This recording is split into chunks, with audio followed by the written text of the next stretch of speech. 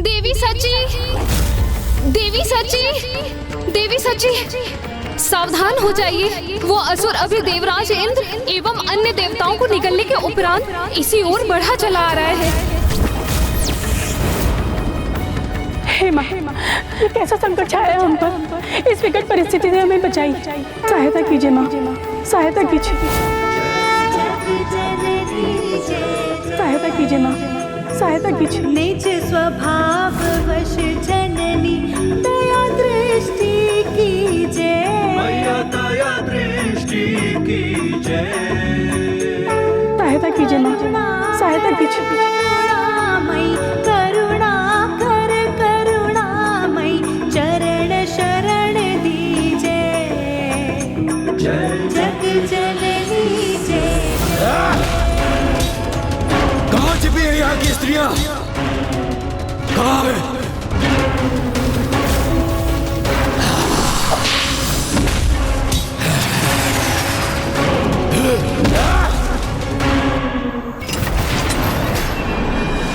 कहाँ है यहाँ की स्त्रियाँ? कहाँ है? सबको लेकर जाऊंगा यहाँ से। कहाँ है? कहाँ है सब?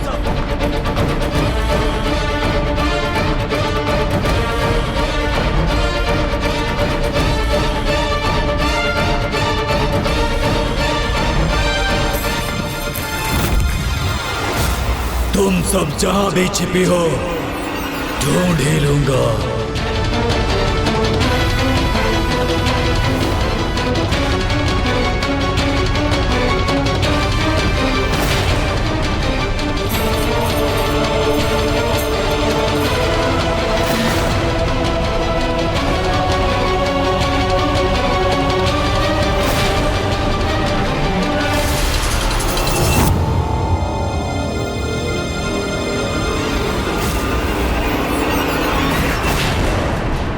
प्रतीत होता है सब कहीं अन्यत्र छिप गई हैं, स्वयं को मुझसे रक्षित करने के लिए।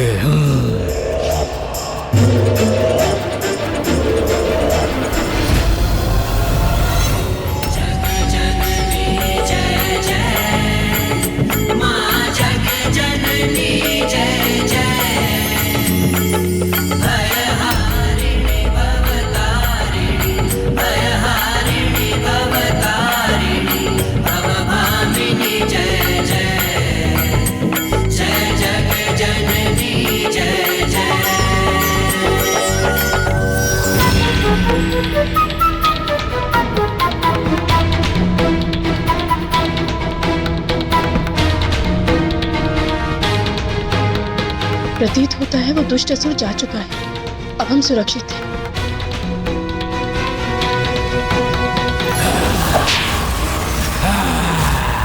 अरुणासुर से नहीं बच सकते तुम लोग।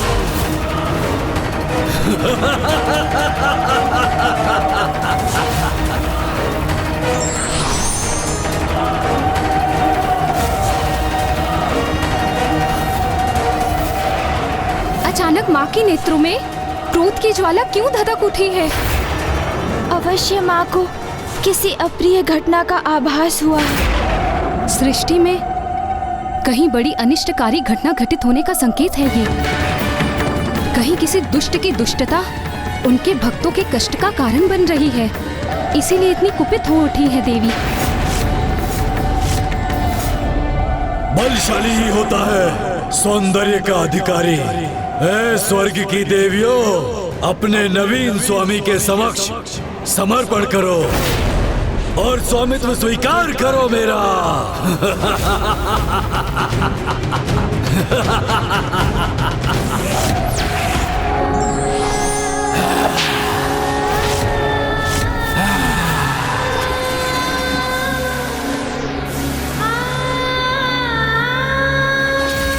माता, हमारी रक्षा कीजिए माता। माँ आदिशक्ति, हमारी रक्षा कीजिए, हमारी रक्षा कीजिए हमारी माता। रक्षा कीजिए, इस दुष्ट असुर से हमारी रक्षा हमारी रक्षा कीजिए। कीजिए।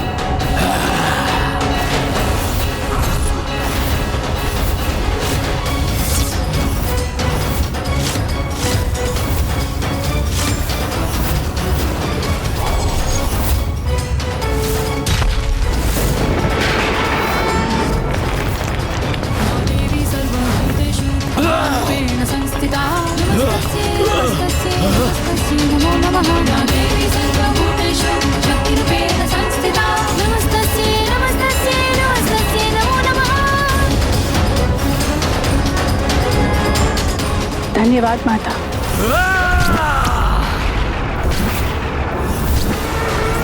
अपनी छद्म माया से मुझे विचलित करने का दुस्साहस कर रही हो तुम। दुस्साहस तो तुमने किया था, नारी को स्वयं से निम्न समझने का दुस्साहस, अपने बल के प्रभाव से हमारा अपमान करने का दुस्साहस। दुष्ट असुर, अभी तो माता ने मात्र तुम्हें चेतावनी दी है। यदि तुमने पुनः हमारा अपमान करने का प्रयास किया तो माता आदिशक्ति तुम्हें भयंकर दंड देंगी। दंड देगी माता? कोई दंडित नहीं कर सकता मुझे। मूर्ख असुर, जिन माँ के नाम का उच्चारण करने से वो स्थान कंपित हो गया जहाँ पे तुम स्थित थे, अपना संतुलन खो बैठे, तो तनिक कल्पना करो, यदि वो स्वयं यहाँ प्रकट हो गई तो तुम्हारी क्या दुर्दशा करेंगे। अभी भी समय है दुष्ट असुर, संभल जाओ दुष्ट, माता आदिशक्ति का भय करो। आदि शक्ति हो अथवा अंत शक्ति, अरुणासुर को किसी का भय नहीं और न ही किसी शक्ति का भय होगा। अरुणासुर की शक्ति के समक्ष हर शक्ति तुच्छ है। अरुणासुर हूं मैं। असुर महावीर अरुणासुर।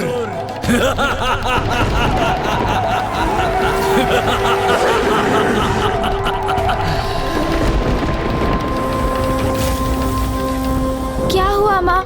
क्या घटित हुआ है जिसके कारण से आप इतनी क्रोधित हैं? क्या सूर्यदेव के लुप्त होने से उसी घटना का कोई संबंध है?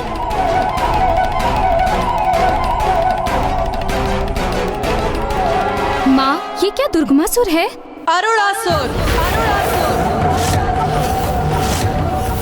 अरुणासुर है इसका कारण। अरुणासुर?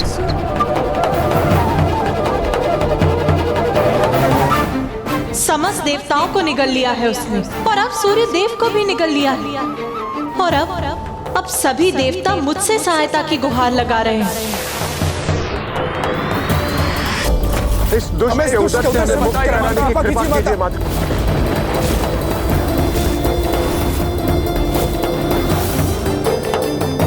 और अब तो उसने और भी भयंकर अपराध किया है, अपनी कुदृष्टि नारी पर डालकर, जो संपूर्ण जगत के जन्म और उसके पालन पोषण करने का कारण होती है। उसी रूप में मैं अपने प्रत्येक संतान के समीप रह पाती हूँ। उसके प्रति ऐसे अपराध को ये माँ किसी भी प्रकार से क्षमा नहीं कर सकती। मूर्खता कर रहे हो तुम, बहुत बड़ी मूर्खता। ये कुविचार त्याग दो अरुणासुर। मूर्खता नहीं, मेरा विचार तो मधुर आलाप करने का है। क्या करूं, इतनी सुंदरता जो मेरे समक्ष है, तो मेरे मन में प्रेमालाप करने की इच्छा तो जागृत होगी ना।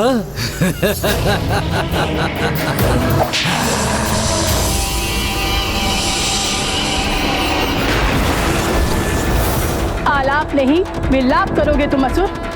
जब स्वयं माता आदिशक्ति हमारी सहायक है तो कोई हमारा अहित नहीं कर सकता। ना ही अब देवियों के अश्रु बहेंगे और ना ही अब वो दुष्ट असुर अपने नेत्रों से उन पर कुदृष्टि डाल सकेगा।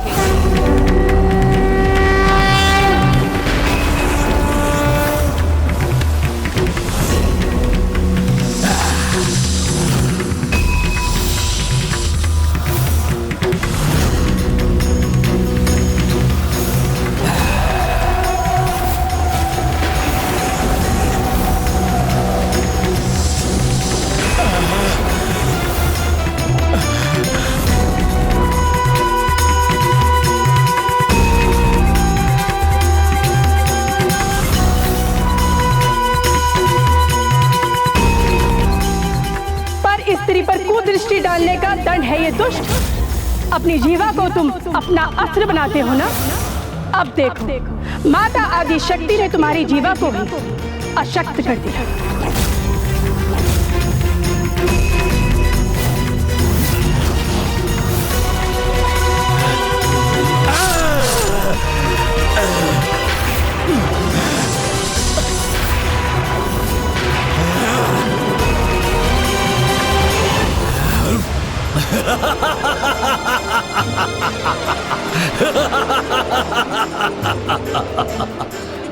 तुम्हारा स्पर्श करने में असमर्थ हुआ तो क्या, किंतु तुम्हें बंदी तो बना सकता हूं ना मैं।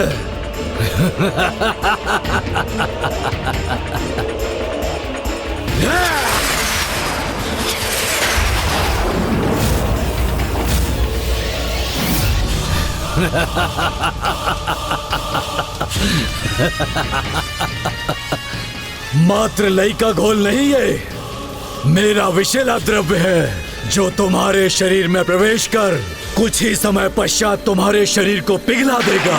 हमारी रक्षा कीजिए माता, हमारी रक्षा कीजिए। बहुत पीड़ा हो रही है, हमारी रक्षा कीजिए, हमारी रक्षा कीजिए। बहुत पीड़ा हो रही है माता, बहुत पीड़ा हो रही है, हमारी रक्षा कीजिए, हमारी करो अपनी माता का आवाहन। रक्षा कीजिए। मैं भी तो देखूं समय रहते प्रकट होकर वो तुम्हारी रक्षा कैसे करती है। सामर्थ्य तो मुझसे मुक्त कराकर अपनी देवियों को ले जाए।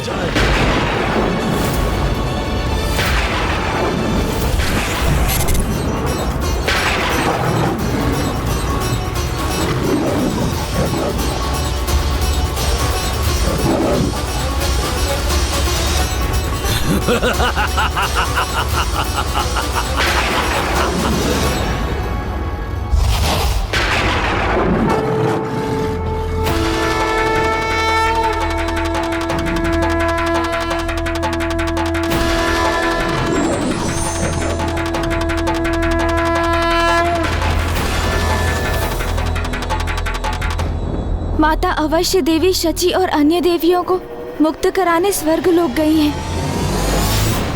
बहुत पीड़ा हो रही है, हमारी रक्षा कीजिए, हमारी रक्षा करो, हमारी रक्षा करो माँ। बहुत हमारी रक्षा करो, हमारी रक्षा करो माँ।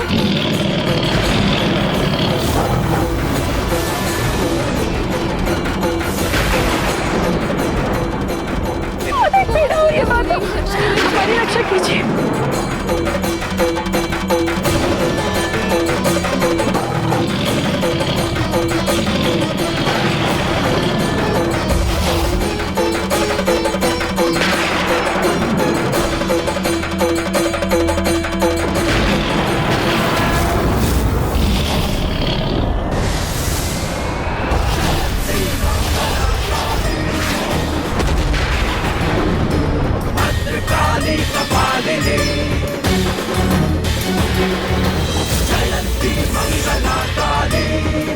माता हमारी रक्षा कीजिए, माता, माता हमारी रक्षा कीजिए।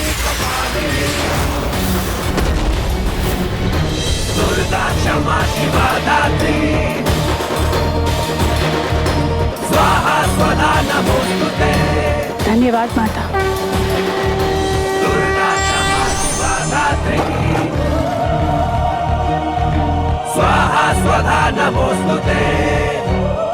अब देवताओं को भी उस दुष्ट असुर से मुक्त कराने का समय आ गया। अरुणासुर, अब शीघ्र अंत होगा तुम्हारा। नहीं, शीघ्र अंत होगा तुम्हारा। क्या हुआ फूफा जी ब्रह्मदेव, आप इतने चिंतित क्यों हैं? अरुणासुर का वध इतनी सहजता से संभव नहीं पुत्र, इसलिए देवी को वहां जाने से रोक लो पुत्र गणेश, क्योंकि उस असुर को माँ!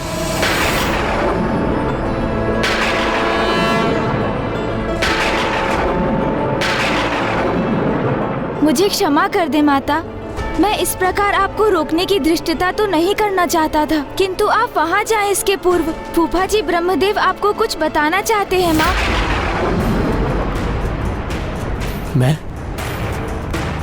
मैं कहाँ कुछ बताना चाह रहा था। किंतु फूफा जी, अभी तो आपने कहा था ना कि अरुणासुर का वध सहजता से संभव नहीं है, और आप कुछ कहते कहते रुक गए। बताइए ना फूफा जी, कैसे है उसका वध संभव?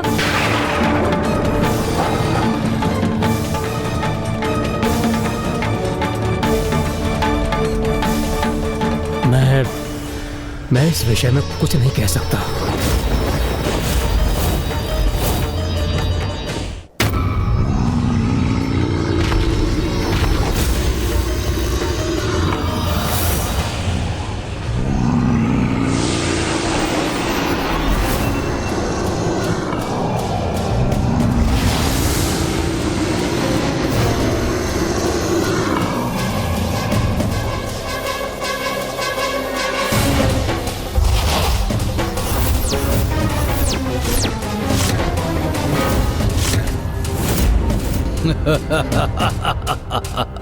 किंतु क्यों? आपको जो ज्ञात है वो हमें बताइए ना फूफा जी। देवताओं की सहायता करना तो हमारा कर्तव्य है फूफा जी, तो आप उस कर्तव्य को निभाने में संकोच कर क्यों रहे हैं?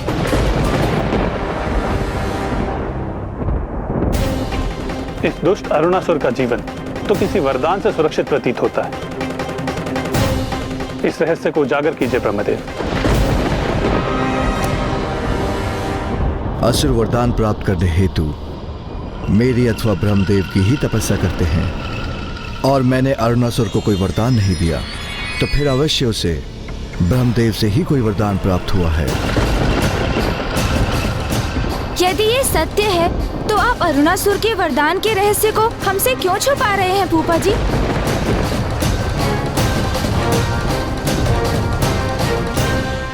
अमर हो तुम देवता, इसीलिए मेरे उदर में जीवित रहकर अपच ही उत्पन्न करोगे जो मुझे स्वीकार नहीं है। इसीलिए अब तुम्हें मेरे कारागार में बंदी रहना होगा। बताओ दोस्त, कहाँ है देवी शची? ओहो, मेरे उदर से मुक्त क्या हुए? सर्वप्रथम देवी शची की कुशलता पूछी तुमने। वाह! उनके प्रति इतना स्नेह है तुम्हें, किंतु तुम्हारे प्रश्न का उत्तर इस पर निर्भर है इंद्रदेव कि उन पर मेरी विषैली शक्ति सफल हुई अथवा माता के प्रति उनकी निरर्थक भक्ति। दुष्टासुर, शत्रुता की भी एक मर्यादा होती है, किंतु आज तूने अपने दमवश मर्यादा की सभी सीमाओं का उल्लंघन किया है। स्मरण रखो दुष्टासुर, तुम्हारा दम ही तुम्हारे पतन का कारण बनेगा। शीघ्र ही तुम्हारा वध होगा। वध होगा? और मेरा? मेरे अंत की कामना करने वाले मूर्ख देवताओं, कभी सत्य नहीं होगी तुम्हारी ये कामना, क्योंकि मेरा वध असंभव है।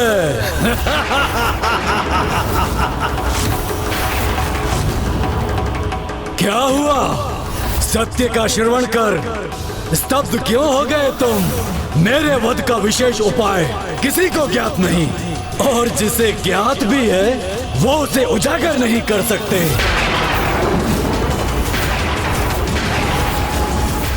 फूफा जी ब्रह्मदेव, आप शांत रहकर इस असुर की रक्षा क्यों कर रहे हैं? बताइए ब्रह्मदेव, क्या वरदान दिया है उस दुष्ट असुर को आपने? माँ, कदाचित वो इस प्रश्न का उत्तर इसलिए नहीं दे रहे हैं क्योंकि अरुणासुर ने उन्हें इसके लिए वचनबद्ध कर दिया है, अन्यथा वो हमें बताने में तनिक भी विलंब नहीं करते। माँ, गणेश का अनुमान उचित है। मैं अपने वचन में बंधा होने के कारण कुछ भी कहने में असमर्थ हूँ।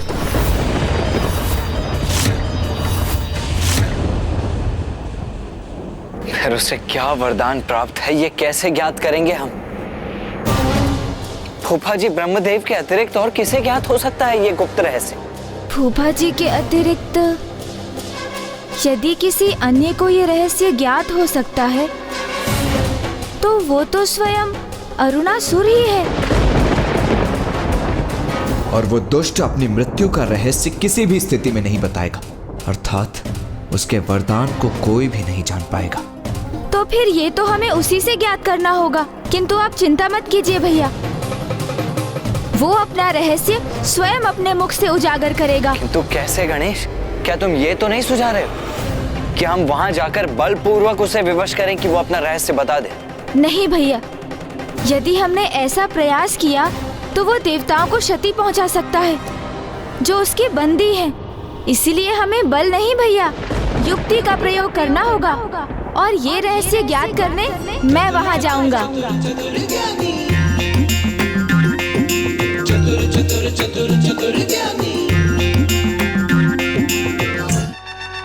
माता, आप स्वयं ही कहा करती हैं ना कि बिना पूर्ण सोच विचार किए कार्य कभी सफल नहीं होते। इसीलिए आपके वहां जाने के पूर्व मुझे एक अवसर प्रदान कीजिए माँ, कि मैं वहां जाकर उस दुष्ट की मृत्यु का भेद जान सकूं। मैं वचन देता हूँ माँ मैं सफल होकर ही लौटूंगा। धन्यवाद माँ। गणेश, वो दुष्ट तुम्हें वहां पाकर कोई नवीन दुष्टता अवश्य करेगा, इसीलिए तुम्हारी सुरक्षा के लिए मैं भी तुम्हारे साथ चलूंगा। नहीं भैया, आप मेरी चिंता मत कीजिए। और वैसे भी मेरी युक्ति तो तभी सफल होगी जब मैं वहाँ एकाकी जाऊंगा। भैया मेरा विश्वास कीजिए। आज्ञा दीजिए पिताश्री। आज्ञा दीजिए माता। अपना ध्यान रखना पुत्र। पुत्र गणेश, मुझे पूर्ण विश्वास है तुम येन केन प्रत्येन किसी प्रकार उसका रहस्य ज्ञात करने के उपरांत ही लौटोगे।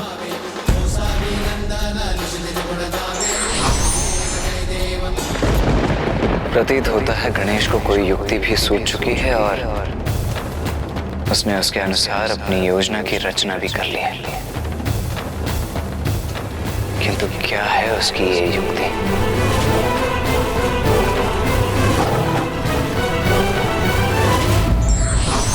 जब जब किसी ने नारी शक्ति को तुच्छ समझकर उसे नकारा है, तब तब उसी नारी शक्ति ने उस दुष्ट का संहार किया है।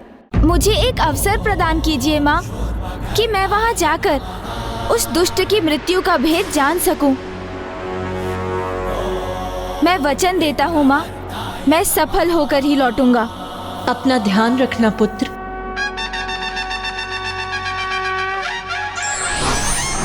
स्मरण रखना देवताओं, मेरे इस स्थान में आने के द्वार सदैव खुले हैं, किंतु यहाँ से प्रस्थान करने का मार्ग एक ऐसा संकटमयी जाल है जिसे भेद कर यहाँ से निकलना असंभव है। यहाँ आना सरल है, किंतु जाना, और वो भी मेरी अनुमति के बिना, असंभव। आगंतुक जाता नहीं, चला जाता है, क्योंकि यहाँ दाहिनी ओर एक ऐसी ज्वाला है जो किसी को भी पल भर में भस्म कर देती है,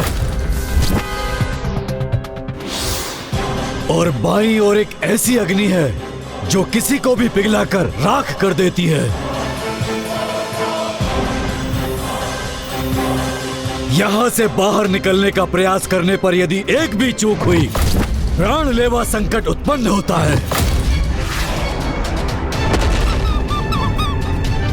यदि उस संकट को कोई भी पार कर जाए, फिर उससे भी नवीन संकट प्रकट होता है, और जो आकाश मार्ग से यहाँ उड़ने का प्रयास करते हैं उनका भी यही परिणाम होता है। अग्नि की लपटें उठकर उन्हें भस्म कर देती हैं। इसीलिए यहाँ आना सरल है, किंतु यहाँ से सुरक्षित जाना असंभव।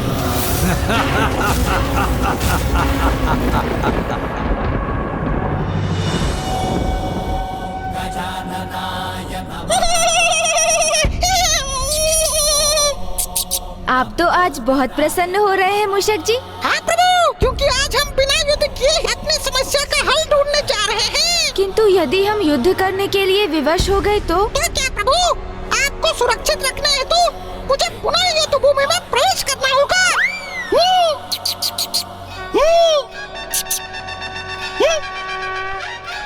यहाँ का प्रवेश द्वार तो खुला है और यहाँ कोई द्वारपाल भी नहीं। ये कैसी मूर्खता है इस असुर की? शत्रु को मूर्ख समझने वाला बहुत बड़ी मूर्खता करता है मूषक जी। आप मुझे मूर्ख पुकार रहे हैं प्रभु? कि खुला द्वार कोई मूर्खता नहीं, अन्य कोई दुष्ट बुद्धि ऐसी मूर्खता नहीं कर सकता।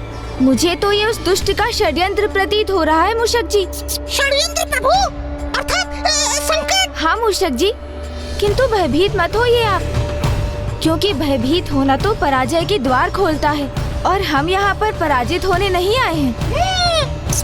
चलिए अब भीतर चलना होगा।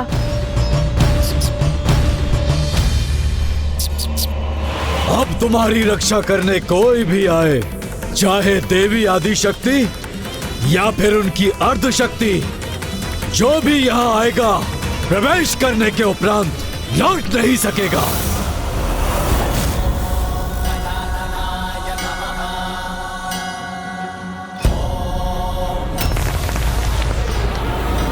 मुझे ऐसा आभास क्यों हो रहा है जैसे मेरे पीछे कुछ हो रहा हो?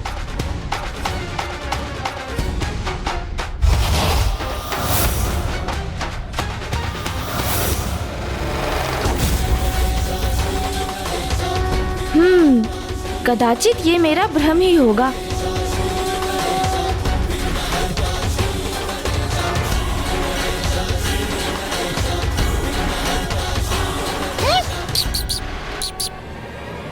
बाहर निकलो अरुणासुर।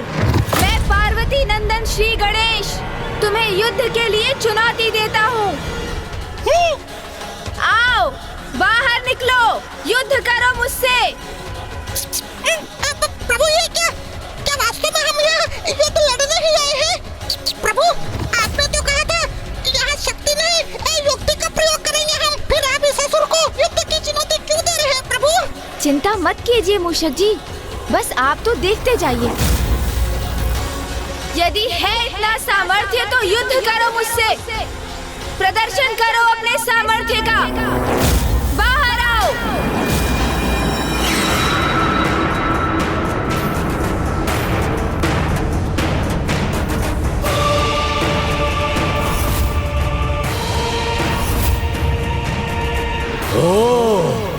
तो देवी स्वयं नहीं आई यहाँ, उसने अपने पुत्र को भेजा है। कोई बात नहीं, शीघ्र तुम्हारे साथ वो भी मेरा बंदी बनेगा। तब तो देवी स्वयं आने में विवश हो जाएगी ना।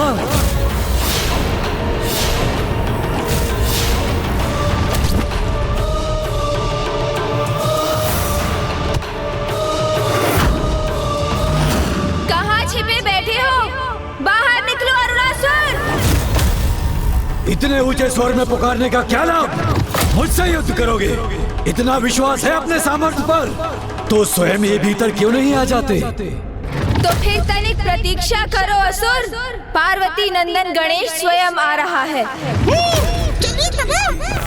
ज्ञान ब्रह्म प्रकाशकः। मैं भी तो देखूं कौन है ये गणेश जिसने मुझे चुनौती देने का साहस किया। मोहासुरस्य शत्रुर्वै आहुवाहनगः स्मृतः।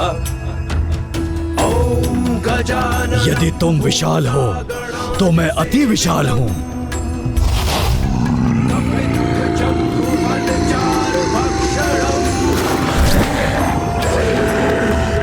उमासुतं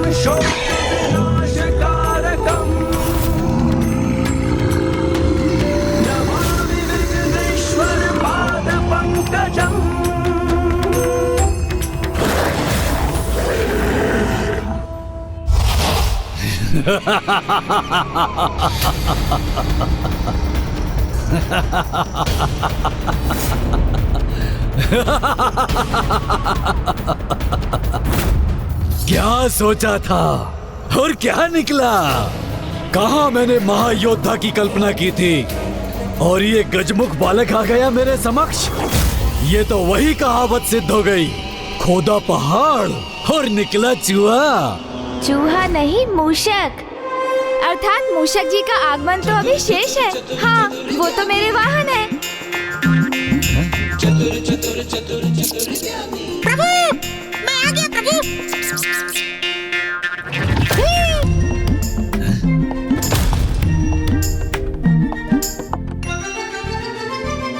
तुम्हारा तो आरंभ होते ही अंत हो जाता है। तुम्हारी माता को तनिक भी दया नहीं आई तुम्हारे ऊपर। तुम जैसे नन्हे बालक को मुझसे युद्ध करने के लिए भेज दिया। जीवित नहीं देखना चाहती क्या वो तुम्हें? किंतु आ ही गए हो तो आगे बढ़ो। मुझको युद्ध की चुनौती दी है ना तुमने। निकालो अपना अस्त्र और युद्ध करो मुझसे। अस्त्र? किंतु मैं तो कोई अस्त्र लेकर ही नहीं आया। तो फिर मुझसे युद्ध कैसे करोगे? चलो कोई बात नहीं, मैं ही अस्त्र प्रदान करूंगा तुम्हें। अर्थात आप इतने शक्तिशाली, शक्ति संपन्न, विशालकाय होने के पश्चात भी मेरे समान एक नन्हे बालक से युद्ध करेंगे? क्या ऐसा युद्ध आप जैसे शक्तिशाली असुर को शोभा देता है भला? स्वयं युद्ध के लिए ललकारते भी हो और स्वयं पीछे हटने का उपाय भी सोचते हो। अरे नहीं नहीं असुर जी, मैं पीछे नहीं हट रहा हूँ। किंतु युद्ध एक ही प्रकार का कहाँ होता है? उसके तो अनेक प्रकार होते हैं ना। जैसे रण युद्ध जो सेनाओं के मध्य होता है, मल्ल युद्ध जो दो योद्धाओं के मध्य भुजाओं की शक्ति से होता है, गृह युद्ध जिसके अस्त्र राजनीतिक दाव पेच होते हैं, और फिर जीवन का युद्ध जो अनेकों संघर्षों से भरा होता है। ए तुच्छ बालक, मत करो अपने ज्ञान का बखान। ये बताओ, मुझसे कौन सा युद्ध करना चाहते हो तुम? वाक युद्ध। तो प्रभु शक्ति से नहीं बुद्धि से युद्ध करने आए हैं। हाँ, वाक युद्ध जो बुद्धि और शब्दों से किया जाता है। वाक युद्ध? ये कहो ना, बाल क्रीड़ा करने आए हो यहाँ? अभी आपने ही तो कहा कि मैं मात्र एक बालक ही हूँ, तो मैं बालकों की ही तो क्रीड़ा करूँगा। किंतु मुझ जैसे महायोद्धा को बाल क्रीड़ा शोभा नहीं देती। ये क्रीड़ा नहीं करूँगा मैं। क्या महासुर जी, आपको ये भय है कि वाक्य युद्ध में आप एक बालक से पराजित हो जाएंगे? कहीं ऐसा तो नहीं कि आप अल्प बुद्धि होने के साथ शब्दों के ज्ञान से भी वंचित हैं? मुझे अपनी कुशाग्र बुद्धि पर पूर्ण विश्वास है बालक। तो फिर वाक्य युद्ध से पीछे क्यों हट रहे हैं आप? आइए करते हैं ना वाक क्रीड़ा। तुच्छ बालक, यदि पराजित होने में इतनी ही रुचि है तुम्हें, तो आओ पूर्ण कर लो अपनी इच्छा। किंतु उसके पूर्व तुम्हें भी अपनी योग्यता सिद्ध करनी होगी, मुझे ढूंढकर। आपको ढूंढकर? किंतु आप तो मेरे समक्ष खड़े हैं ना महान असुर जी। सर्वप्रथम मुझे ढूंढ कर तो दिखाओ और बताओ कहाँ हूँ मैं। वहाँ। नहीं बालक, मैं यहाँ हूँ। अब दो ही अवसर शेष हैं तुम्हारे पास, बताओ कहाँ हूँ मैं।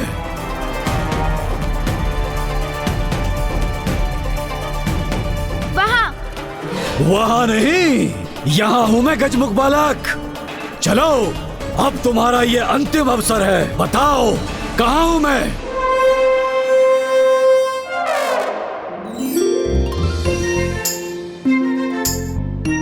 बहुत निपुण हैं आप छिपने में असुर जी। अच्छा, तो कहो कहाँ हूँ मैं। आप तो ठीक मेरी दाईं ओर। बिल्कुल नहीं। अरे, मेरा उत्तर तो पूर्ण होने दीजिए आप। मेरी ठीक दाहिनी ओर नहीं, अपितु मेरी बाईं ओर के मध्य में स्थित है। उस स्तंभ के निकट खड़े हैं आप। ये कैसे ज्ञात किया तुमने? आपका संपूर्ण ध्यान तो मुझ पर ही था ना, इसलिए मैं जहाँ देखता था आप वहाँ से हट जाते थे, किंतु मेरे मूषक जी का ध्यान आप पर था। देखिए ना, आपकी पूंछ अभी भी उनके मुख में है।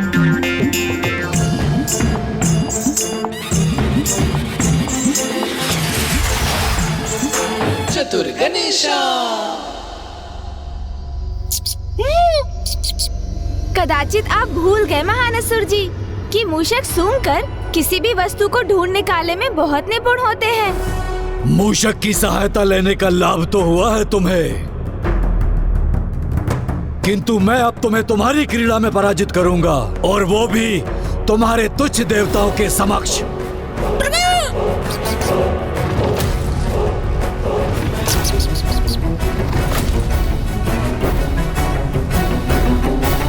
तो यहाँ बंदी है सभी देवता।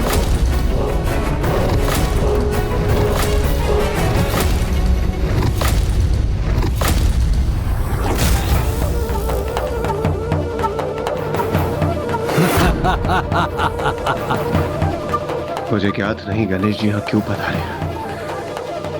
कहीं स्वयं को वो किसी संकट में न डाल दे। हाँ इंद्रदेव, इस असुर के मृत्यु का उपाय तो किसी को भी ज्ञात नहीं, इसीलिए सरल नहीं होगा इसे पराजित करना।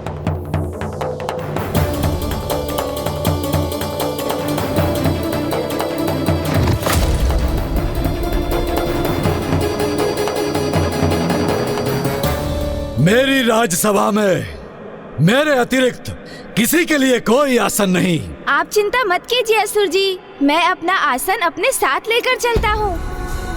कहाँ है इस तुच्छ बालक का आसन? मूषक जी। प्रभु।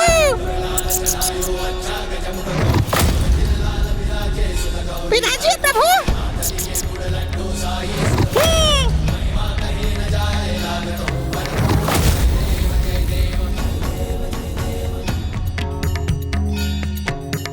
तुम्हारे साथ तो वाकयुद्ध बड़ा ही रोचक होगा, परंतु क्रीड़ा में आनंद तभी आएगा जब उसमें कुछ दांव पर लगा हो। किंतु यदि तुम्हारी पराजय हुई तो संपूर्ण जीवन मेरा वाहन बनकर तुम्हें रहना होगा, क्योंकि सुना है गज पर आरूढ़ होने पर तो बहुत ही आनंद आता है।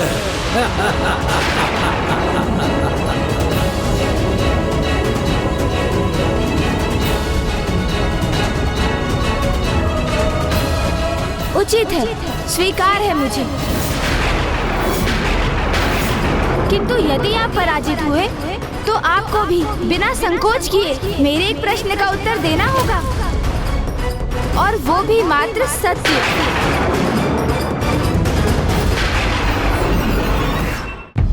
अरे अरे, आप तो पुनः संशय में चले गए। इतना विचलित मत होइए महान असुर जी, मैं आपसे अधिक कठिन प्रश्न नहीं पूछूंगा। मुझे स्वीकार है। गणेश जी स्वयं को संकट में क्यों डाल रहे हैं? प्रतीत होता है कि वो किसी योजना के साथ ही यहाँ आए हैं। तो महान असुर जी, क्रीड़ा आरंभ करने के पूर्व हमें उसके नियम स्थापित करने होंगे। हम एक साथ एक दूसरे से 3-3 प्रश्न पूछेंगे, जिनका उत्तर हमें मात्र 3 क्षणों में ही देना होगा, और जो उत्तर नहीं दे सकेगा वो पराजय स्वीकार करेगा। उचित है, किंतु मेरा भी एक नियम है, प्रश्न रोचक होने चाहिए। तो ये प्रश्न किस विषय पर होंगे, उसका चुनाव आप ही क्यों नहीं कर लेते असुर जी? क्रीड़ा तुम्हारी है तो तुम ही विचार करो, मैं क्यों व्यर्थ में अपनी बुद्धि को कष्ट दूं? तो अब मुझे इसके समक्ष एक ऐसा विषय रखना होगा जिससे कि मैं युक्ति लगाकर इससे उस प्रश्न का उत्तर प्राप्त कर सकूं जो मुझे ज्ञात करना है। तो ठीक है, ज्ञान शास्त्र। अरे ज्ञान का नाम सुनते ही मुझे निद्रा का आभास होता है। फिर दर्शन शास्त्र। मेरा तो इतना ही दर्शन शास्त्र है कि मैं ही दर्शन हूँ और मैं ही शास्त्र हूँ, शेष सभी तुच्छ है, इसमें तो कोई प्रश्न ही नहीं उठता। बल। ये कैसा विषय है, जो मेरे मुख से निकल गया वही न्याय है। तो ठीक है, फिर राजनीति। बल पूर्वक राज करना ही मेरी नीति है, जो मेरे सम्मुख खड़ा होता है उसे बल पूर्वक नष्ट करना ही मेरी राजनीति है।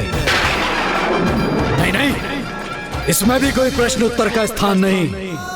प्रतीत होता है असुरों को तो एक ही शब्द भाता है, बल। हाँ, ये रुचिकर हो सकता है, क्योंकि वैसे भी शीघ्र ही सर्वस्त्र मेरे ही बल की चर्चा होगी। उचित है फिर असुर जी, हम वाक युद्ध की क्रीड़ा आरंभ करते हैं। अब मैं सर्वप्रथम आपसे 3 प्रश्न पूछूंगा और आप बिना रुके उन तीनों प्रश्नों का उत्तर देंगे, और फिर आप 3 प्रश्न पूछेंगे जिसका उत्तर मैं दूंगा, और हमारी ये क्रीड़ा इसी क्रम में आगे चलेगी जब तक कि कोई उत्तर देने में चूक नहीं करता। उचित है, उचित है, तो समय व्यर्थ मत करो और आरंभ करो अपनी क्रीड़ा।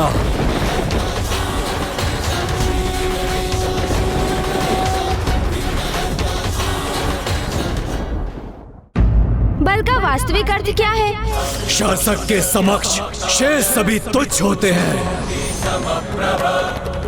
सबसे महत्वपूर्ण बल क्या होता है? बाहुबल, जिससे संसार को अपने समक्ष झुकाया जा सके। जो सभी प्रकार के बल से परिपूर्ण है, उसे और क्या चाहिए? बल का प्रयोग कर बहुत कुछ प्राप्त करने की इच्छा, तभी वो अपने बल का उचित प्रयोग कर सकता है। आश्चर्य, इस असुर ने तो सभी प्रश्नों के उत्तर दे दिए। एक असुर अपनी असुरी बुद्धि से ऐसे ही अनर्थकारी उत्तर दे सकता है। अब मैं पूछूंगा, किंतु प्रश्न वही होंगे जो तुमने पूछे। उत्तर देने के पूर्व विलंब मत करना गजमुख बालक। बल का वास्तविक अर्थ क्या है? उद्धार। बल से किसी असहाय पीड़ित की सहायता और उद्धार न किया जाए तो वो बल व्यर्थ हो जाता है महान असुर जी। सबसे महत्वपूर्ण बल क्या है? बुद्धि बल, जिससे संसार को झुकाने के स्थान पर उसके प्रभाव से संसार की भलाई का उपाय किया जा सकता है। जो सभी प्रकार के बल से परिपूर्ण होता है, उसे और क्या चाहिए? संतुष्टि, क्योंकि बलशाली होने पर भी असंतुष्ट रहने वालों का बल अंततः उन्हीं को क्षति पहुंचाता है। ये हैं इन प्रश्नों के उचित उत्तर।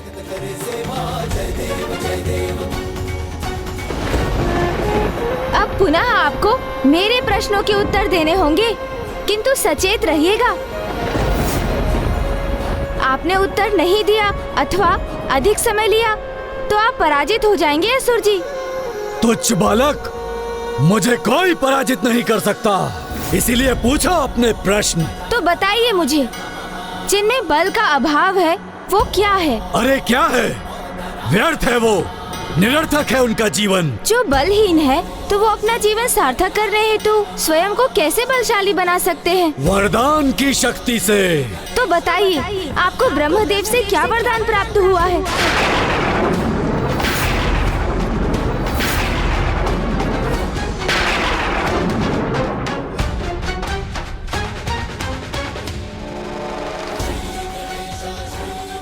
तो अब मैं समझा, ये वाक युद्ध प्रथम पूज्य गणेश जी की एक युक्ति है।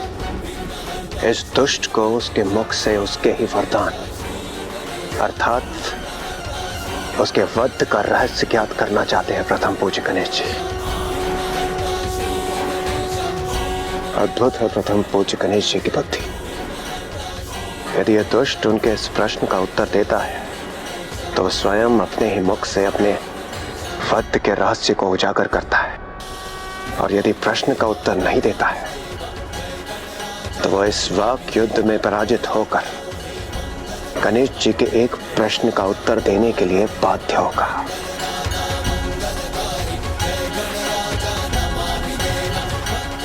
दोनों ही अवस्था में गणेश जी का यहाँ आने का प्रयोजन सिद्ध होगा, क्योंकि गणेश जी ने ऐसी ही अवस्था निर्धारित जो की है। गणेश जी की विलक्षण बुद्धि का सामना कहाँ कर पाएगा ये दुष्ट?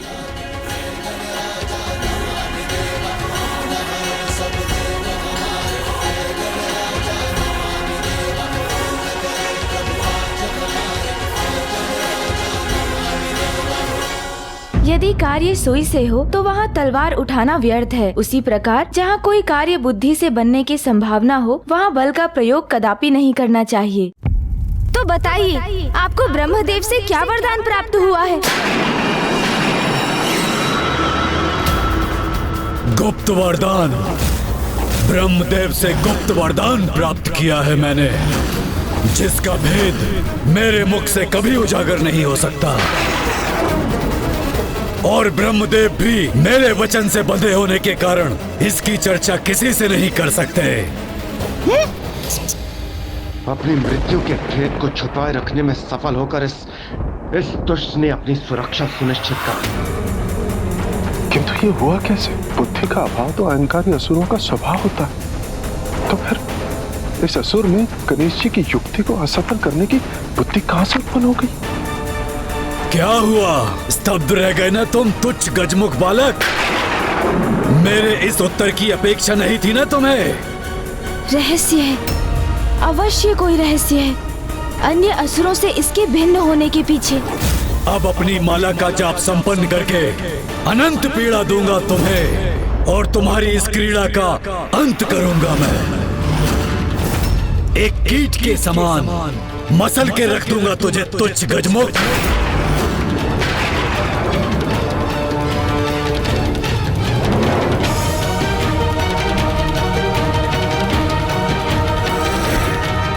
ओम भूर्भुवः स्वः तत्सवितुर्वरेण्यं भर्गो देवस्य धीमहि धियो यो न प्रचोदयात्। ओम। इस दुष्ट असुर से उत्पन्न सकारात्मक ऊर्जा प्रवाहित होकर मुझे प्रभावित कर रही है, किंतु कैसे संभव है ये? धियो यो न प्रचोदयात्। ओम भूर्भुवः स्वः तत्सवितुर्वरेण्यं भर्गो देवस्य धीमहि। ओह, अब मैं समझा, इसकी सकारात्मक ऊर्जा का कारण है।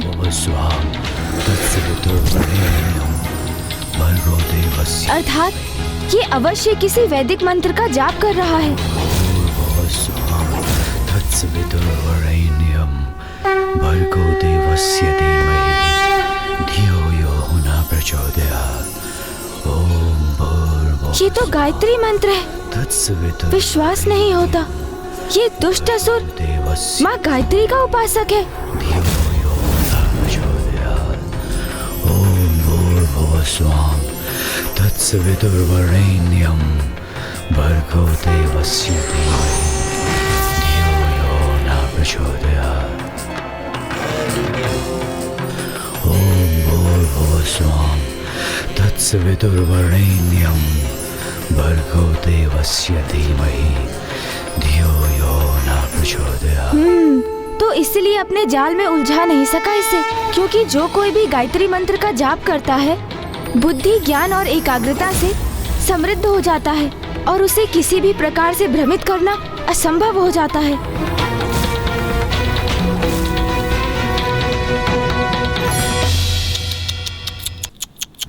व्यर्थ हो गई न तुम्हारी योजना तुच्छ गजमुख।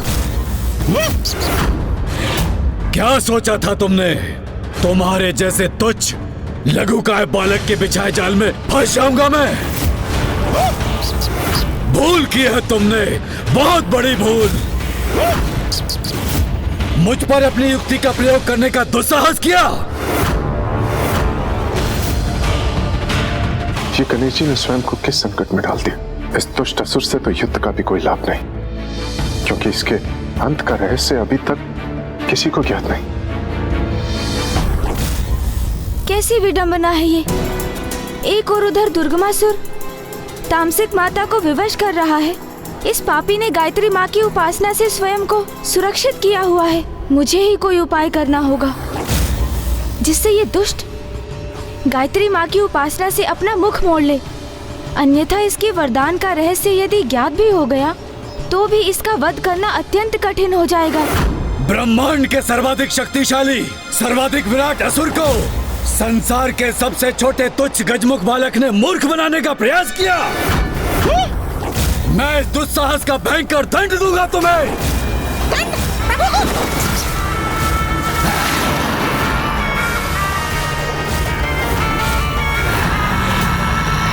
समझ गया। सर्वशक्तिशाली आप स्वयं को पुकारते अवश्य हैं असुर जी, किंतु आपको इसकी सत्यता पर संदेह है। क्या कहा तुमने? संदेह? और मुझे अपने बल पर? असंभव। अरे नहीं, संभव ही नहीं, सत्य है ये। आपको स्वयं पर ही विश्वास नहीं है और उसे मैं प्रमाणित भी कर सकता हूँ। शांत हो जाओ तुम। मुझे प्रमाण दोगे स्वयं के अविश्वास का? जो सत्य है उसे नकारने का क्या लाभ असुर जी? ये आपका स्वयं पर आपके विश्वास का ही तो परिणाम है, जिसके कारण आप माँ गायत्री की उपासना, उनका जाप करने पर विवश हैं। जाप नहीं, उपासना नहीं, मात्र अपनी माता का स्मरण कर उनकी स्मृति से प्रेरणा प्राप्त करने हेतु उनके दिए गए मंत्र का पाठ भर करता हूँ मैं।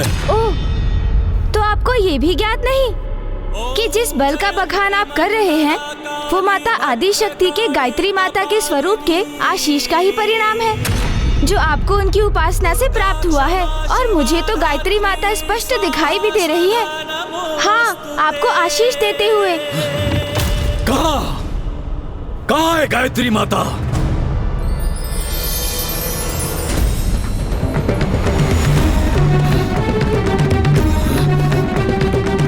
यहाँ तो कोई नहीं है गजमुख बालक। मुझे पुनः मूर्ख बनाने का प्रयास कर रहे हो तुम। माता के मंत्र के जाप से आपके अंतर में ज्ञान का प्रकाश अवश्य जागृत हुआ है असुर जी, किंतु आपके नेत्रों पर छाई अहंकार की काली छाया अभी भी आपकी दृष्टि बाधित कर रही है।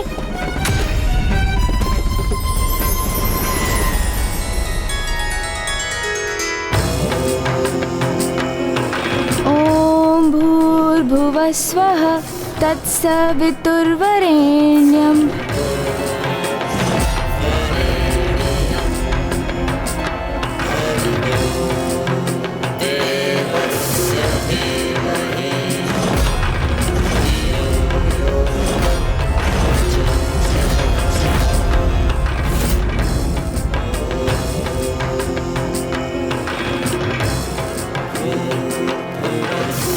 गणेश जी माता गायत्री का मंत्र जाप कर रहे हैं। कदाचित इसीलिए वो उनकी सकारात्मक ऊर्जा एवं शक्ति को स्वयं में ग्रहण कर पा रहे हैं।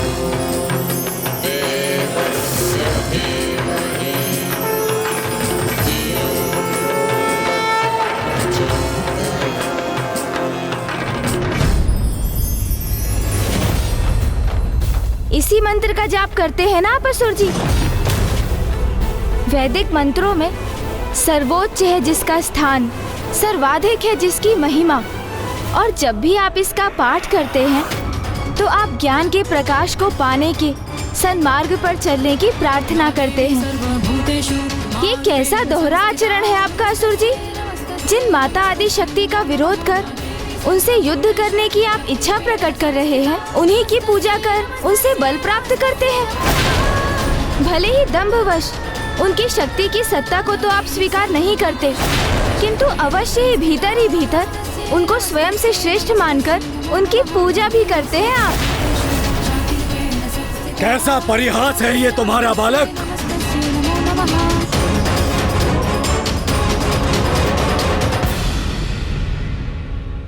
किंतु यही अर्थ है इस मंत्र का, तो आज से रोक दूंगा इस जाप को।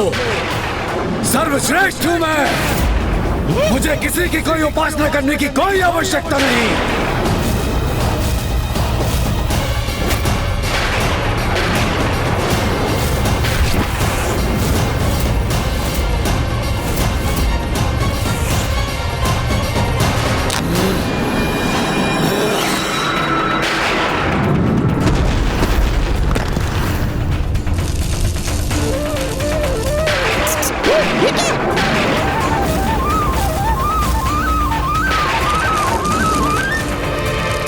सत्य है, विनाश काले विपरीत बुद्धि।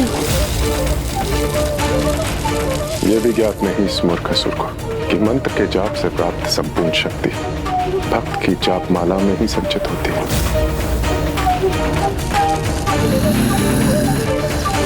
जिस माला को सदैव अपने कंठ में धारण करना चाहिए था उसे ही छिन्न भिन्न कर दिया इस दुष्ट ने, और अपने जाप से संचित शक्तियों को, उसके प्रभाव को क्षण भर में खो दिया इसने सब कुछ।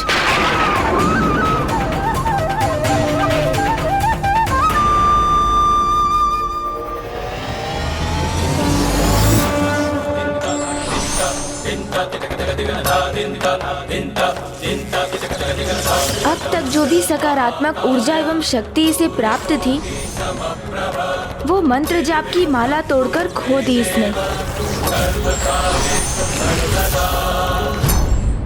इतना तुच्छ और लघु होकर भी मेरे बल पर संदेह करने का दुस्साहस कर रहे हो तुम? अब तुम्हें अपना आहार बनाकर अपने सर्वशक्तिशाली होने का प्रमाण दूंगा तुम्हें। और ये निरीह अशक्त देवता मुझे तुम्हारा आखेट कर देखकर विलक कर रह जाने के लिए विवश होंगे।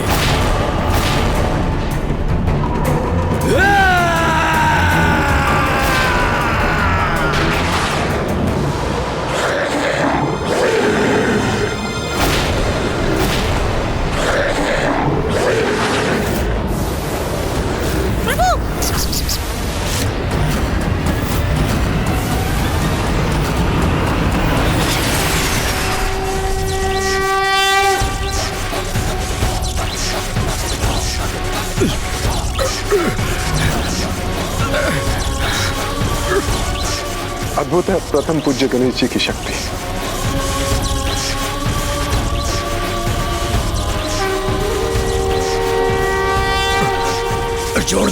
छोड़ दो मुझे गजमुख, छोड़ो मुझे। लो छोड़ दिया।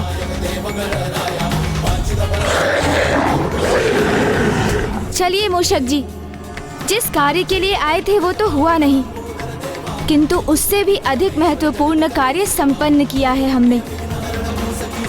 इस दुष्ट की गायत्री माता की उपासना भंग करवा दी हमने। देवगणों, कुछ समय के लिए धीरज रखिए, माता स्वयं आकर आप सबको अवश्य रक्षित करेंगी।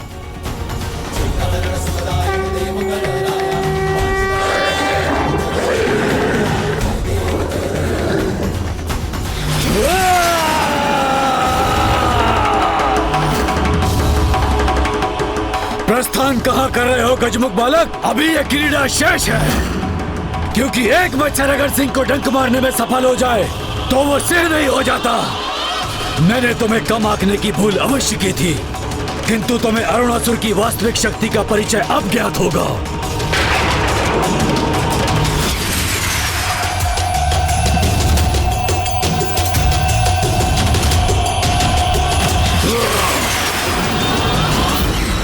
हट जाइए मेरे मार्ग से असुर जी। आपसे युद्ध करने नहीं आया मैं, क्योंकि जिस युद्ध के लिए आप इतने तत्पर हैं, वही आपके सर्वनाश का कारण बनेगा। वो युद्ध निकट भविष्य में अवश्य होगा, किंतु अभी मुझे रोकने का कोई लाभ नहीं। मुझे जाने का मार्ग दीजिए। अच्छा, जाना चाहते हो यहाँ से? तो प्रयास करके देख लो। तुम्हारा भाग्य यहाँ तुम्हारी मृत्यु के लिए लेके आया है, जो मेरे द्वारा नियत है। तो जाओ। यदि गणेश जी आगे बढ़े तो वो संकट में आ जाएंगे। यहाँ से बाहर जाने वाले मार्ग में तो इस असुर ने भयंकर जाल बिछा रखे। हमें कैसे भी गणेश जी को सावधान करना होगा। थल और आकाश दोनों मार्ग से भीषण लावे का संकट है। गणेश जी, गणेश जी, गणेश जी, गणेश जी। ये तुच्छ देवता कितना भी प्रयास कर लें, किंतु ये तुच्छ गजमुख को सावधान नहीं कर सकेंगे। गणेश जी!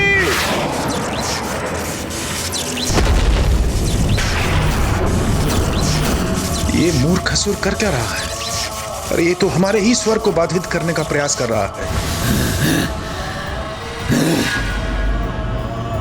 यहाँ से लौटने के पूर्व यदि मैं देवताओं को मुक्त करा सकता तो और अच्छा होता, किंतु यदि माँ ने मुझे इसका आदेश नहीं दिया था तो इसका यही अर्थ है कि ये शुभ कार्य उनके द्वारा ही होगा। वो स्वयं इस दुष्ट का वध कर देवताओं को मुक्त कराएंगी। इस प्रकार नहीं तो उस प्रकार ही सही, किंतु अंत तो तुम्हारा आज ही होकर रहेगा तुच्छ गजमुख। आकार ही कितना है तुम्हारा, इसलिए तुम अपनी मृत्यु के लिए उबलते लावा का चुनावरण करो अथवा धधकती अग्नि का। दोनों ही क्षण भर में तुम्हारा अस्तित्व मिटा देंगे।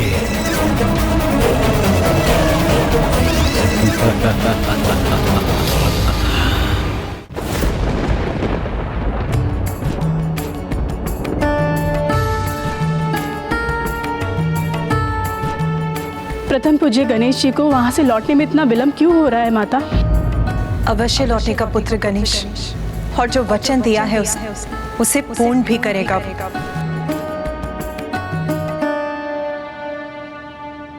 माँ को गणेश पर पूर्ण विश्वास है, किंतु मैं अपनी चिंता कैसे शांत करूं? कदाचित मुझे वहां जाकर देखना चाहिए कि कहीं अनुज गणेश किसी कठिनाई में तो नहीं। वाक युद्ध करते करते कहीं वहां वास्तविक युद्ध तो आरंभ नहीं हो गया।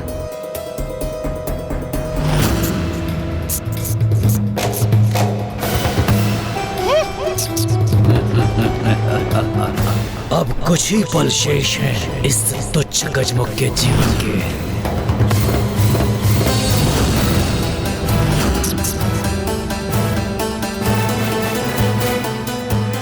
हाँ, एक पग और भरो गजमुख, तब मुझे आनंद आएगा।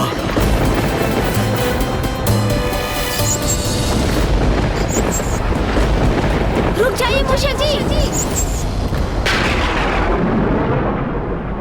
क्या हुआ प्रभु? यहाँ इस दुष्ट का बिछाया हुआ भयंकर जाल है, जो हमारे इन सीढ़ियों से नीचे उतरते ही हमारे लिए घोर संकट उत्पन्न करेगा। ये दृश्य तो मैंने आते समय ही देखा था। इसे तो ज्ञात हो गया कि इसका बाहर जाना यहाँ से तो असंभव है। तो अब जब उसे ज्ञात हो ही चुका है कि कैसे उसके साथ मैं एक मस्तिष्क परीक्षण क्रीड़ा करने वाला हूँ,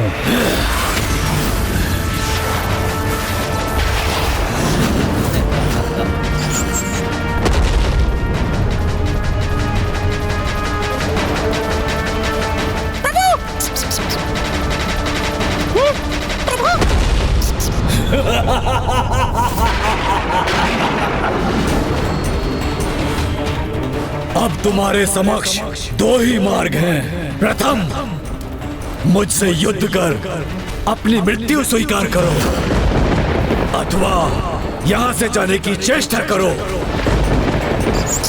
किंतु स्मरण रखना, यदि तुमने थल मार्ग से जाने का प्रयास किया तो उबलता हुआ लावा तुम्हें पिघला देगा, और आकाश मार्ग से जाने का प्रयास किया तो धधकती हुई ज्वाला से झुलसकर नष्ट हो जाओगे तुम।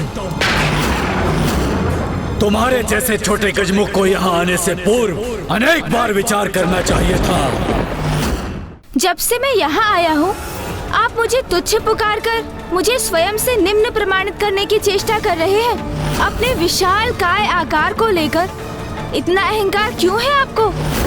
आकार ही किसी के सामर्थ्य का सूचक क्यों है आपके लिए?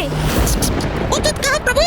हाँ, ये भी सत्य है कि कुछ स्थिति में आकार सर्वाधिक महत्वपूर्ण अवश्य हो जाता है, जैसे इस समय मेरे नहीं तुम्हारे इस साम्राज्य के लिए।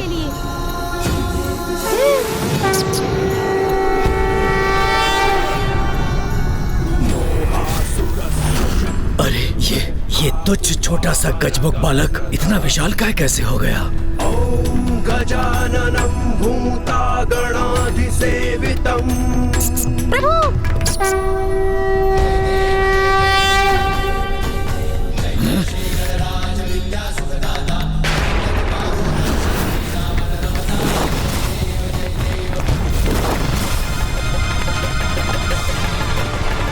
इसके बाहर के प्रभाव से ये स्थल भी विभक्त हो गया, जिसके कारण मेरा भवन वो नष्ट हो रहा है।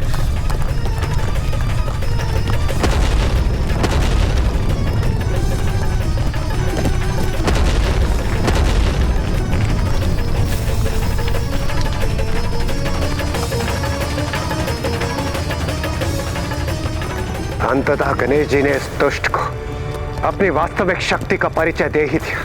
मेरे विचार से आज हम दोनों ने एक अत्यंत महत्वपूर्ण पाठ सीखा है कि हमें अपने शत्रु को कभी कम नहीं आंकना चाहिए।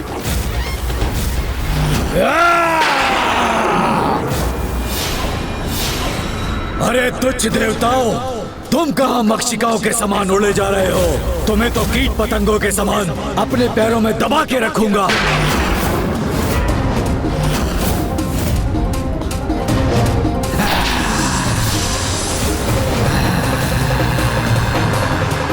मूर्खसुर, जिनके पुत्र ने तुम्हारी ऐसी अवस्था की है, जब वो स्वयं यहाँ पधारेंगी तो तुम्हारी कैसी दुर्दशा करेगी ये तो तुम्हें ज्ञात हो ही गया होगा।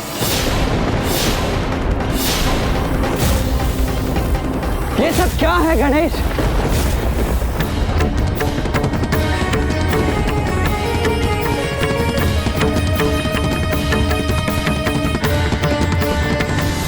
यहाँ क्या करने आए थे तुम?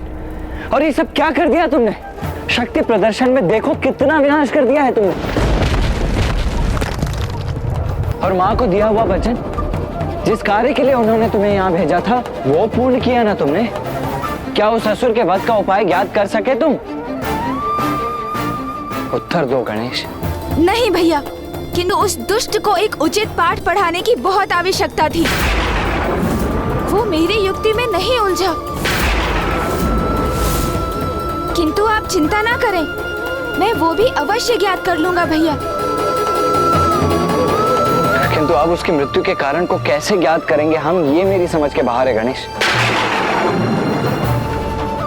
शत्रु किसी व्यवसाय में हो या फिर सगे संबंधियों के बीच, उसे छोटा अथवा निष्क्रिय समझने की भूल करना स्वयं के लिए संकट को निमंत्रण देने के समान है।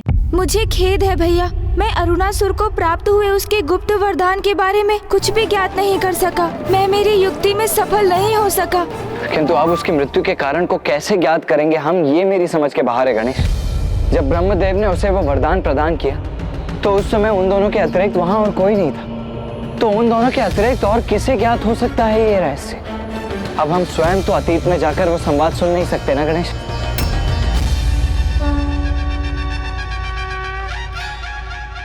अब क्या हुआ गणेश?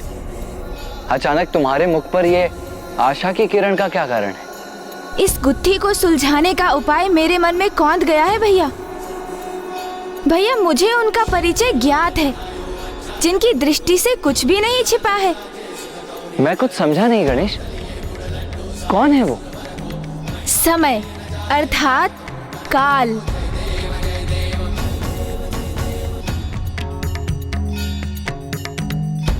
काल को सब ज्ञात है, अर्थात माता कालरात्रि को सब ज्ञात है भैया। बीते समय में जाकर उस रहस्य को उद्घाटित करने में वो हमारी सहायता करेंगी।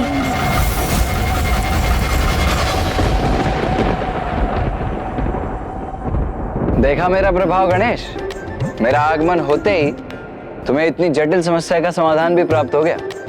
किंतु इस जटिल समस्या का समाधान तो मेरी बुद्धि में ही उत्पन्न हुआ ना। हाँ, किंतु है तो ये मेरा ही प्रभाव ना। देखा देखा आपने मूषक जी, कैसे मेरी बुद्धिमानी का श्रेय भी भैया ने स्वयं अपने पर ले लिया। किंतु प्रभु, ये भी तो हो सकता है यह मुझ बुद्धिमान की उपस्थिति के कारण आपको ये विचार आया हो। ओहो मूषक जी, आप भी ना। ये तो बिल्कुल उचित कहा आपने मूषक जी। धन्यवाद कार्तिकी जी, धन्यवाद। गणेश, हास परिहास में हमारा समय व्यर्थ करना उचित नहीं है। अब समाधान तो सूझ गया है, किंतु माता कालरात्रि को समय में पीछे जाकर हमें सब बताने के लिए कैसे मनाओगे? क्योंकि दुर्गमासुर से भेंट होने के पश्चात से ही वो तो अत्यंत क्रोधित हैं। दुष्टों को समझाना नहीं, उनका संहार करना है मेरा स्वभाव। इसीलिए मुझे उसका संहार करने भेजना चाहिए था आपको। किसी भी विकट परिस्थिति को सुलझाने के लिए साम दाम दंड भेद का प्रयोग करना होता है, और मैं भी ऐसा ही करूंगा। माता के क्रोध की कटुता अपने मीठे मीठे वचनों की मिश्री से मिटा दूंगा मैं। उनका ऐसा मनोहार करूंगा मैं कि वो अवश्य मान जाएंगी भैया। किंतु गणेश, बहुत भयंकर होता है उनका क्रोध, उन्हें मनाना इतना सरल नहीं है। अरे आप देखते जाइए ना भैया, कितनी सरलता से मनाता हूँ मैं उन्हें। ऐसी प्रशंसा करूंगा उनकी मैं कि वो मुझसे प्रसन्न होकर मुझे दर्शन अवश्य देंगी। हाँ, ये तो सत्य है गणेश। जो अत्यधिक क्रोध करते हैं उनका हृदय बड़ा सरल होता है, और थोड़े से मनोहार से भी वो शांत हो जाते हैं। तो माता कालरात्रि को मनाने की तुम्हारी ये युक्ति कदाचित सर्वथा उचित है। हाँ, किंतु हम उन्हें बुलाएंगे कैसे? श्रद्धा और निष्ठा से उनका आवाहन कर।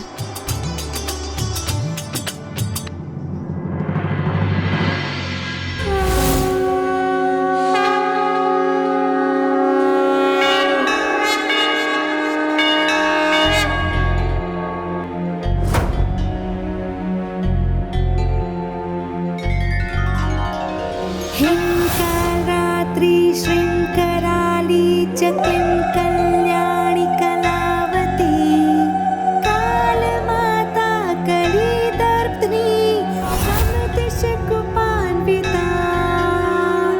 कामबीज जपान्दा कमबीज स्वरूपिणी कुमतिघ्नी कुलीनर्तिनाशिनी कुलकामिनी ग्लिं ग्लिं श्रीं मन्त्रवर्णेन कालकण्टकघातिनी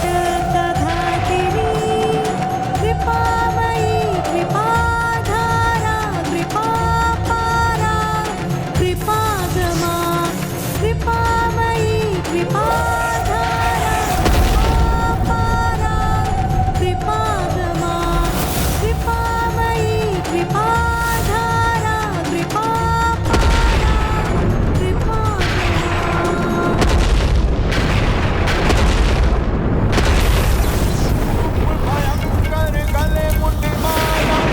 माता काल रात्रि है संताप हरे रुद्राणी माता शुभ वरदात्री है माँ माता शुभ वरदात्री है माँ माता शुभ वरदात्री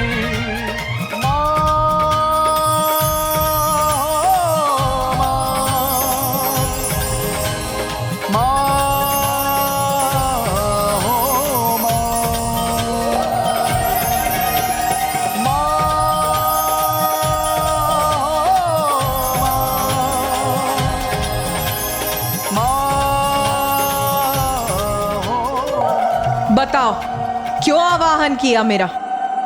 माता, मेरी विकट समस्या आप ही समझ सकती हैं। और उसका समाधान भी आप ही मुझे बता सकती हैं।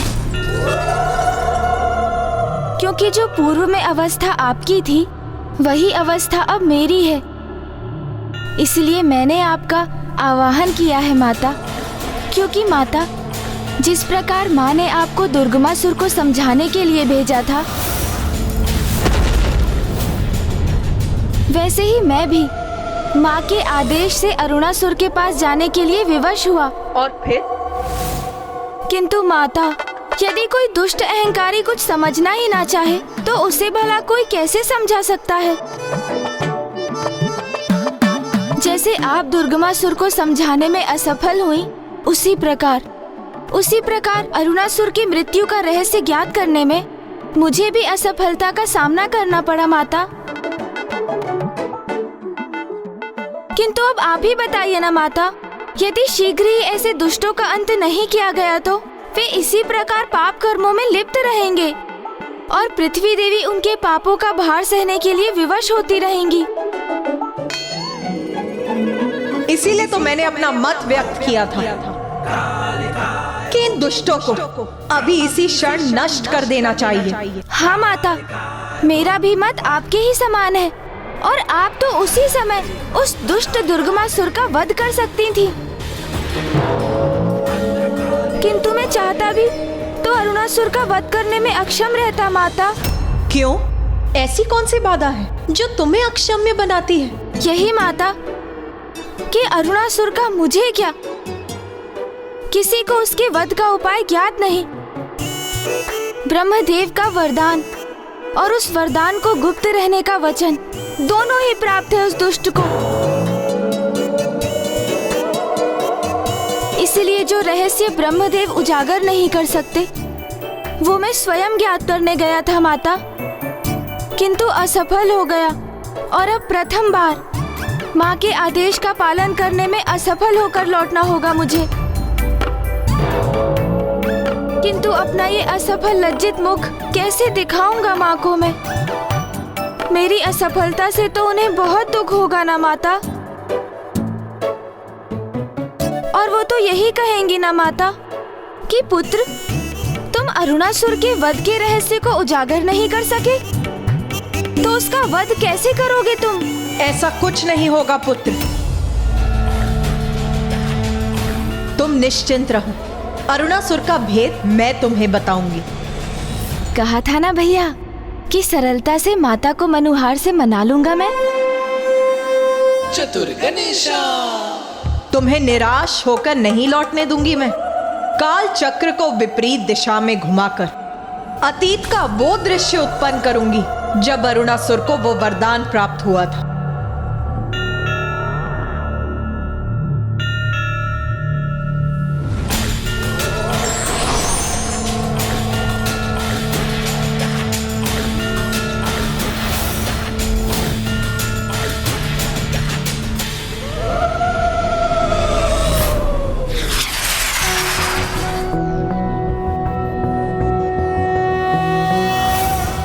रक्ताब्धिपोतारुण पद्म संस्थानां पाशांकुशेष्वा सशरासि बाणं शूलं कपालं ददतिं कराब्जै रक्तां। भैया, मैंने कहा था ना, किसी भी समस्या को सुलझाने के लिए साम, दाम, दंड भेद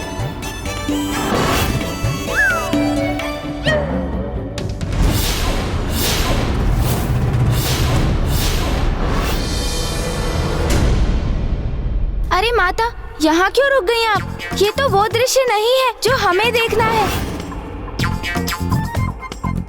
आप अभी उचित दृश्य पर नहीं पहुँची हैं। विलंब मत करिए ना माता, समय चक्र को थोड़ा और घुमाइए ना। आपको स्मरण है ना, हमें तो वो दृश्य देखना है जिसमें ब्रह्मदेव ने अरुणासुर को वरदान दिया था। हाँ माता। उचित कहते हो तुम। इसमें तो तुम और कुमार कार्तिकेय ही हैं।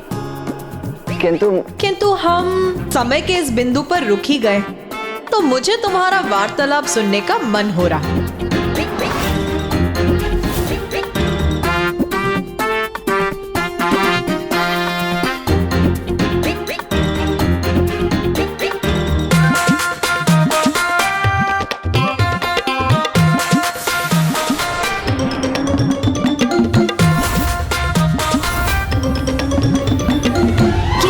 विकट परिस्थिति को सुलझाने के लिए साम दाम दंड भेद का प्रयोग करना होता है और मैं भी ऐसा ही करूंगा। माता के क्रोध की कटुता अपने मीठे मीठे वचनों की मिश्री से मिटा दूंगा मैं। उनका ऐसा मनोहार करूंगा मैं कि वो अवश्य मान जाएंगी भैया। अरे आप देखते जाइए ना भैया, कितनी सरलता से मनाता हूँ मैं उन्हें। ऐसी प्रशंसा करूंगा उनकी मैं कि वो मुझसे प्रसन्न होकर मुझे दर्शन अवश्य देंगी। जो अत्यधिक क्रोध करते हैं उनका हृदय बड़ा सरल होता है। तो माता काल रात्रि को मनाने की तुम्हारी यह युक्ति कदाचित सर्वथा उचित है।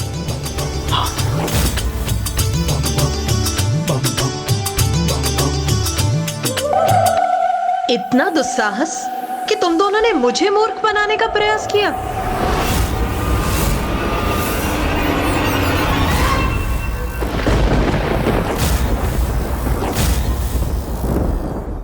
मुझे क्षमा कर दीजिए माता, मैंने तो ये शब्द बस भैया को समझाने के लिए बोले थे और वास्तव में तो भैया ने ही मुझे ये शब्द बोलने के लिए प्रेरित किया था। नहीं माता, मैंने तो मात्र इसकी बात स्वीकार की है। ये भूल इसी की है माता, मेरी नहीं। आपका दोषी यही है।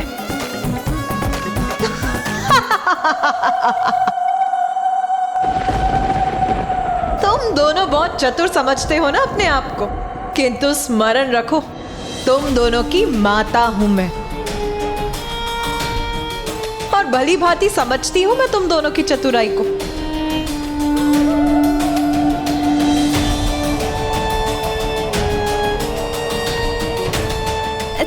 तो माता आप मुझसे रुष्ट नहीं है और आप हमें अतीत के उस पल में भी ले जाएंगी ना? हाँ पुत्र, क्योंकि तुमने मेरी स्तुति में जिस स्तोत्र का उच्चारण किया था मैं उससे बहुत प्रभावित हूँ।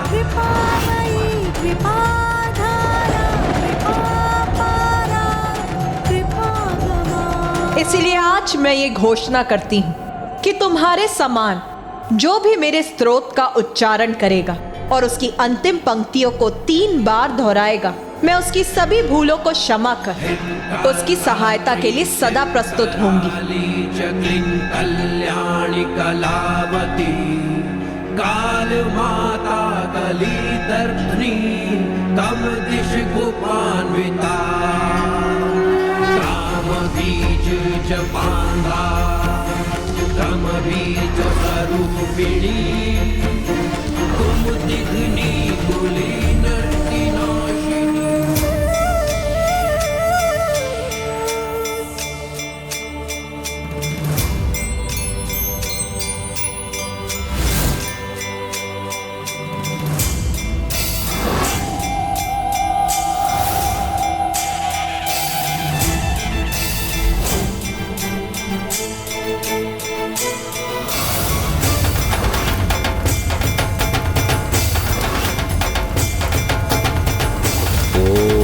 ब्रह्मदेवाय नमः।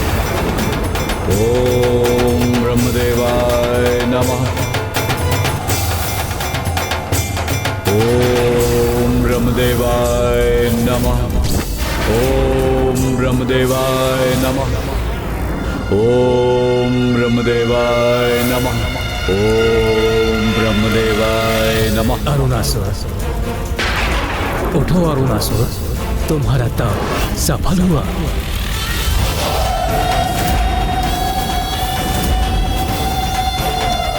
प्रणाम ब्रह्मदेव।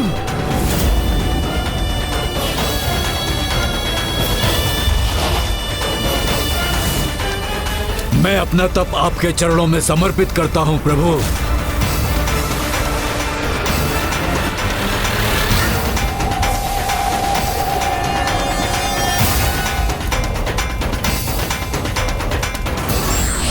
और यह भी स्पष्ट करता हूं प्रभु कि मुझे अपने तप और भक्ति के फल स्वरूप अमृत का वरदान चाहिए।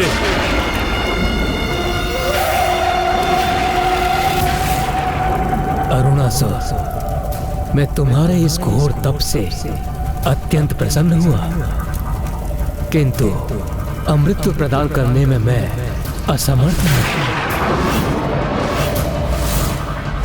प्रभु, इस तप की दीर्घ अवधि में अनेक कष्ट सहे हैं मैंने।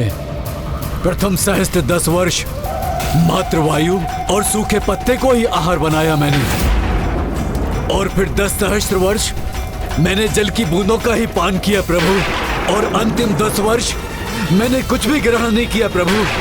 और आप कह रहे हैं मुझे आप अमृत का वरदान नहीं दे सकते, तो फिर क्या लाभ हुआ इतने कठोर तप का प्रभु? बताइए प्रभु, बताइए, फिर क्या लाभ हुआ?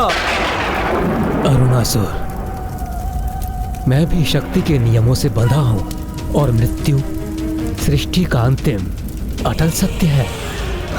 अमृत तो मैं तो क्या, तुम्हें कोई भी प्रदान नहीं कर सकता। हाँ, तुम ये चुनाव अवश्य कर सकते हो कि किसके द्वारा तुम्हारी मृत्यु असंभव है और किसके हाथों से तुम्हारी मृत्यु संभव हो सकती है। ये वरदान मैं अवश्य दे सकता हूँ। अच्छा, यदि आप अपने भक्त के लिए इतना ही कर सकते हैं तो फिर यही उचित है। किंतु मेरी एक अवस्था है, वचन दीजिए मुझे कि आप मेरे वरदान को गुप्त रखेंगे। उसका रहस्य किसी भी परिस्थिति में किसी के समक्ष उजागर नहीं करेंगे।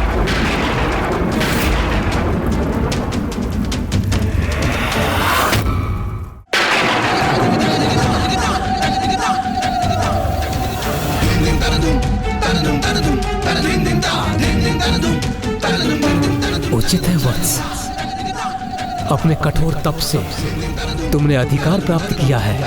मैं तुम्हें वचन देता हूँ, मैं तुम्हारे वरदान के विषय में कभी भी किसी से कुछ नहीं कहूंगा। तो फिर मुझे ये वरदान देने की कृपा कीजिए प्रभु कि मेरा वध कोई देवता, असुर, स्त्री, किन्नर, पशु, यक्ष, नाग, गंधर्व द्वारा संभव न हो सके।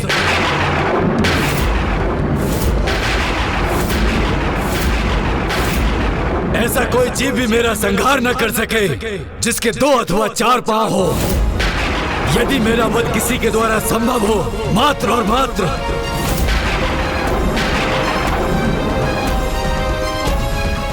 6 पांव वाली तुच्छ रानी कीट ही कर सके, जिसका स्वर ब्रह्मांड की गूंज के समान हो।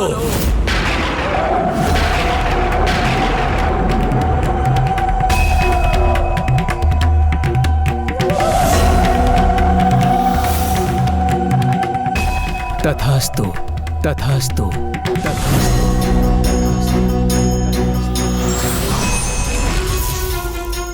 छह पांव वाली तुच्छ रानी कीट ही कर सके, जिसका स्वर ब्रह्मांड की गूंज के समान हो।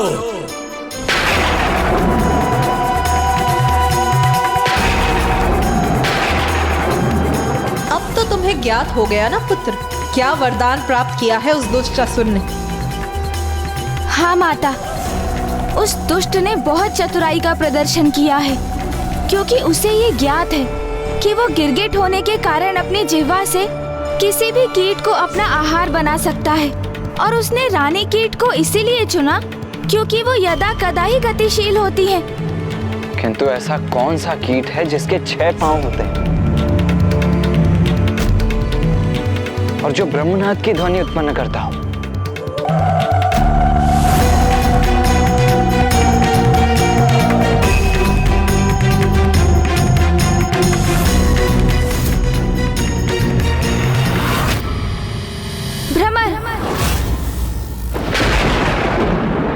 भ्रमर है वो कीट। तो वो दुष्ट ने एक रानी भ्रमरी के द्वारा अपनी मृत्यु का वरदान प्राप्त किया है। किंतु एक नन्ही सी भ्रमरी एक विशालकाय असुर का अंत कैसे कर सकती है? और वो भी एक ऐसे असुर को एक भ्रमरी कोई क्षति कैसे पहुंचा सकती है जो भांति भांति के कीटों को अपना आहार बनाकर ही अपना उदर भरता हो, जो अपनी जीभा मात्र से ही किसी भी कीट का अंत कर देता हो।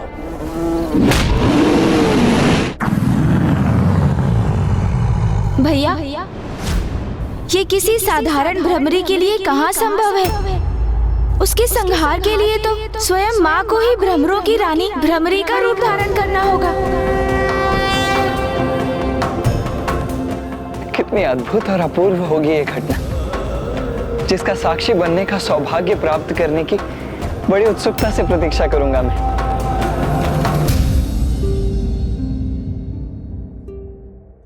क्या हुआ पुत्र गणेश?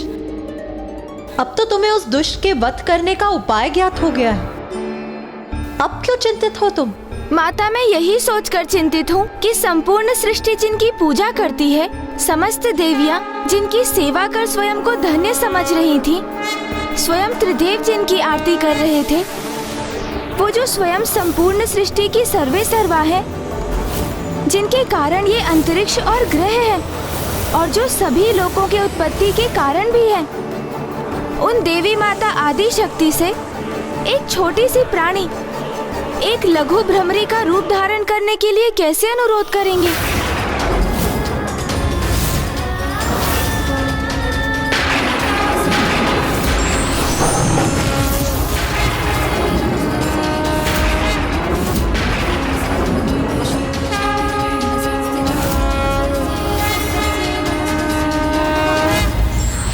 अधर्मी अपने बचाव के लिए कोई भी युक्ति लगा ले, किंतु ईश्वर उसके पतन का कोई ना कोई मार्ग अवश्य ही चुनकर रखते हैं।